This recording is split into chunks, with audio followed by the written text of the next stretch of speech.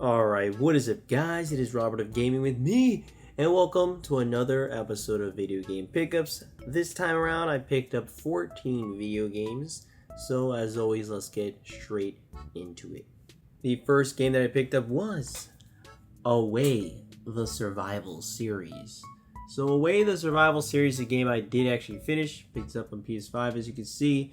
And this is a game where you play literally as a sugar glider. It's like imagine if you're playing like a nature documentary and you're playing that. Like you play the sugar glider and you're trying to save your family, trying to help your family. And it's a pretty solid game. It's a pretty cool game.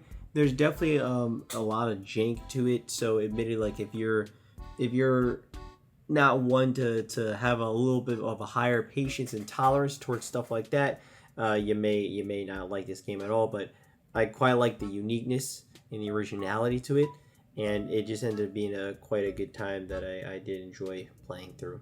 The second game I picked up was Donkey Kong Country for the Super Nintendo, and as you can see I got the cartridge and I got the manual. You can tell there.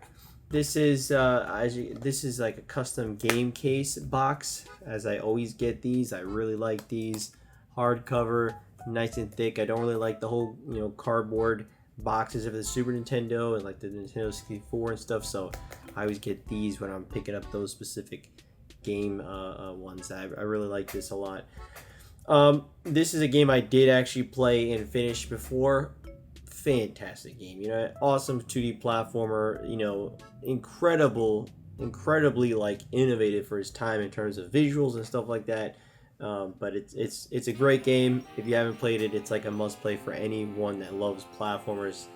Fantastic game, highly recommend. If you've never played it, there's multiple ways to play now, but I always wanted to get a physical copy for my own. The third game I picked up was Night in the Woods.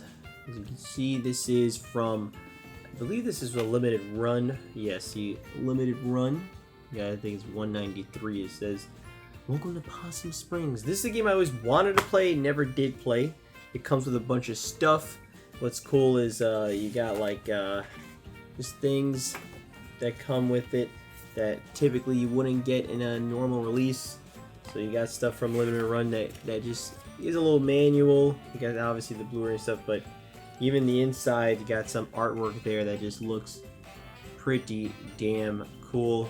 It's great, man. I love what limited run does. I know there's like controversial stuff with limited run that I haven't 100% kept up with, but even though their production line is pretty slow for a lot of things, like sometimes you buy things like a year in advance, it feels like, and I think it literally is.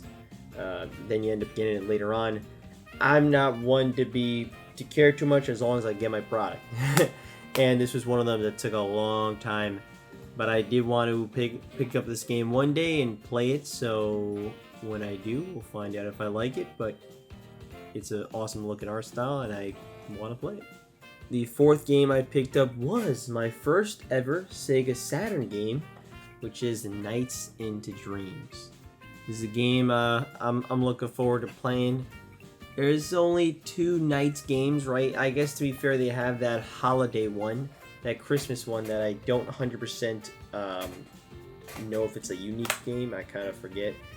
But nice, nice condition, all that, all nice and good.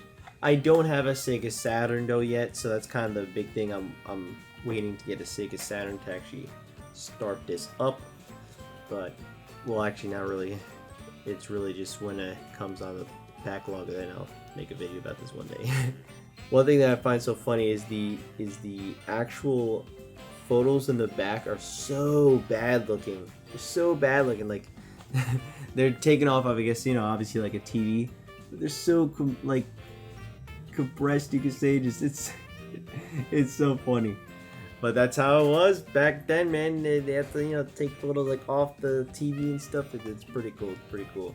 The fifth game I picked up was Harry Potter and the Half-Blood Prince. Harry Potter and the Half-Blood Prince. Yes, this is based on the movie of the same name on the Xbox 360. If you know me, I'm a crazy man and I want to play all the Harry Potter video games, all the movie tie-in ones, just because I think it'd be an interesting experience. And I really love that franchise. It's one of, if not my favorite movie franchise of all time. And I wanna try it. Obviously, I really want to play Hogwarts Legacy. I'm gonna get there one of these days. But if I get to one of these before, this will be my first Harry Potter experience. But we'll see. The sixth game I picked up was Paper Mario Sticker Star. Paper Mario Sticker Star, specifically the European version. The reason I got this version is because on my Capture Card 3DS, for some reason it was not letting me play the version I have, the American version.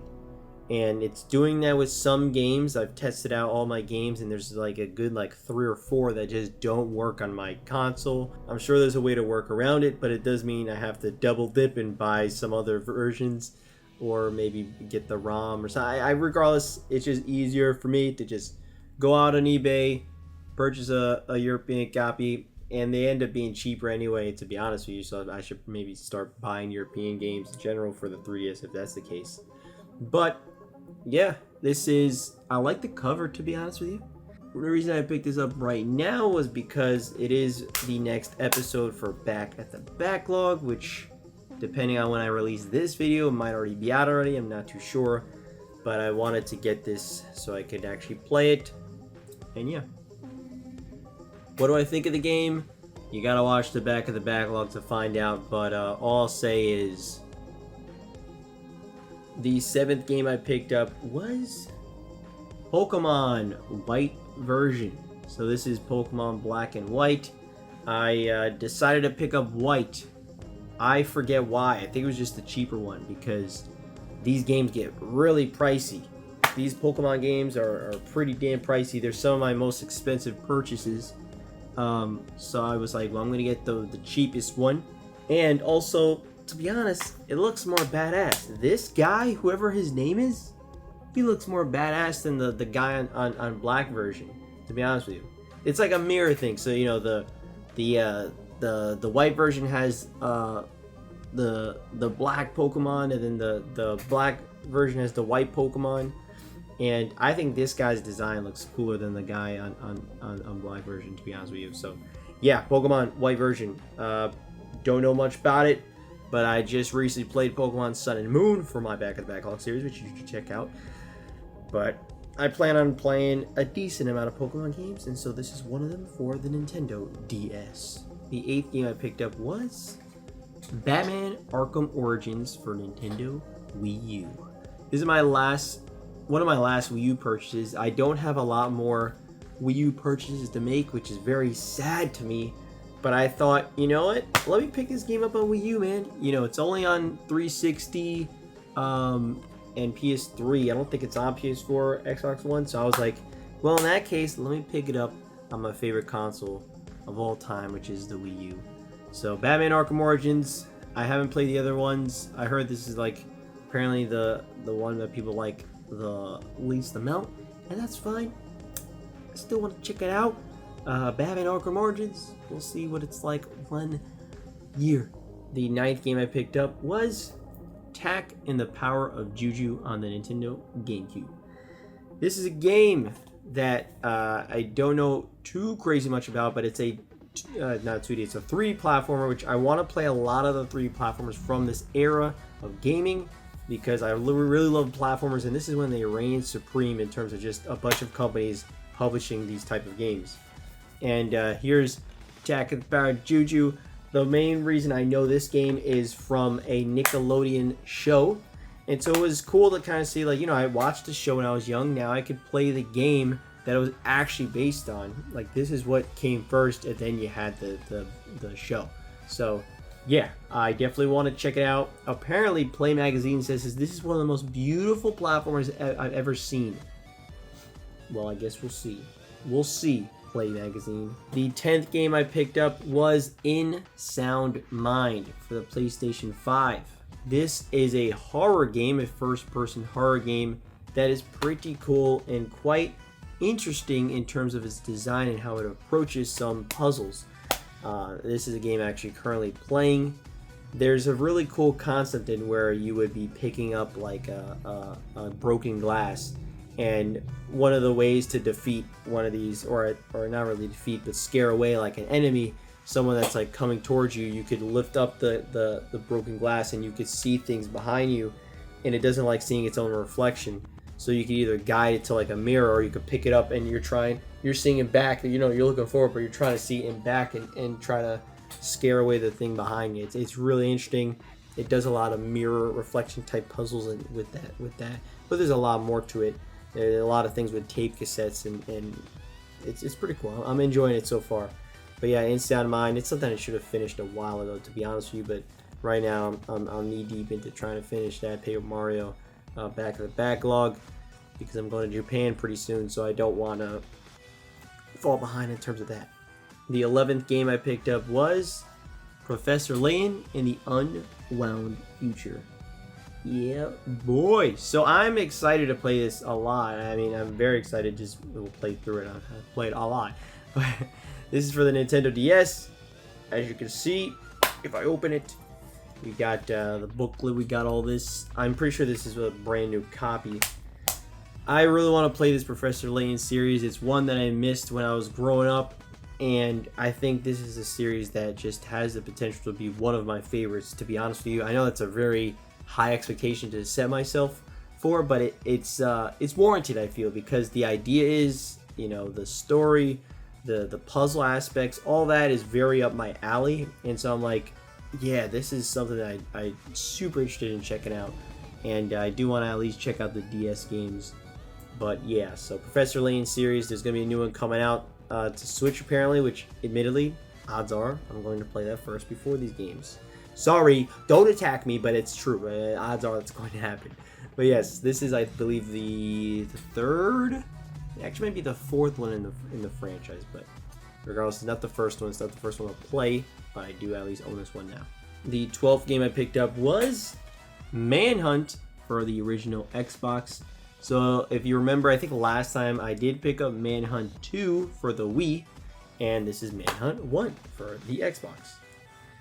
I've heard this one is apparently the better one, but Manhunt 2 is very experimental for the Wii, and it's why I did want to pick up that one too.